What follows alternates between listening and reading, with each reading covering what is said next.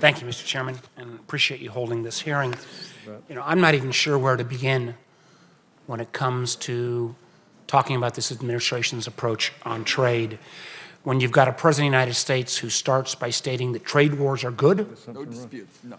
and we have absolutely no factual basis on that, I think you end up in the circumstances where we are right now.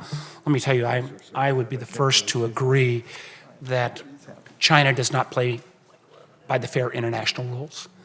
We've seen that in terms, I've seen it particularly in my old industry and technology, where the price of admission for an American company into the Chinese market is to giving up their intellectual property. We've seen it with Chinese efforts on intellectual property theft. We've seen it on Chinese use of their students who attend our universities, again, to steal intellectual property. And we've seen it where the Chinese firms don't operate on market-based principles. They have enormous direct state subsidies.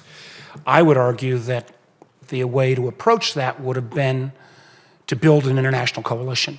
I think there was a growing recognition about the real threat that China poses over the last couple of years, and there was an opportunity to build a coalition not only with our North American allies, but our European allies, many Asian nations who have been direct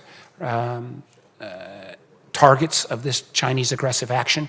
But instead, we've seen this administration use a part of our law, the Section 232, on their national security provisions, to basically call out allies like Canada, and the Canadians have got a right to be upset with our administration, this administration's portrayal of Canada. They are a friend, not a national security threat, our European allies and others. And clearly, in the realm of whether we are talking about Toyota, whether you're talking about supply chain that has been integrated across North America, these policies are going to hurt American consumers. They're going to hurt American jobs.